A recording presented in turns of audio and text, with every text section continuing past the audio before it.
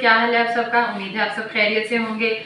आपको मेरी वीडियोस पसंद आए, रेसिपीज़ पसंद आए, लाइक करें, सब्सक्राइब करें और शेयर करें।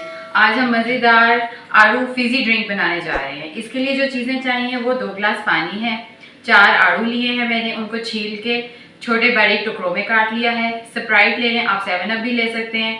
पिंच बराबर यानी कि ज़रा सा हमने काला नमक लेना है और 4 चाय वाली चमची हमने ये वाली चमचियाँ चीनी की लेनी है।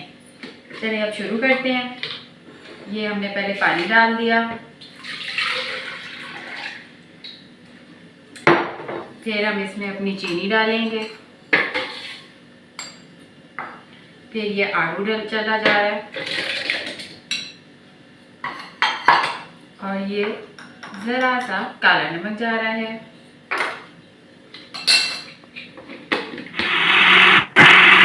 ये देखिए जी, हमने सारा कुछ ब्लेंडर में डाला था, वो हमने अच्छे से ब्लेंड कर लिया है। ये बड़े मज़ेदार सा हमारा ठंडा ठंडा सा ड्रिंक बनेगा। ये थोड़ी सा हमने अपना ये मिक्सचर डाला है आड़ू वाला, थोड़ी सी इसमें हम स्प्राइट डाल रहे हैं। आपका दिल करे तो आप 7 अप भी डाल लें।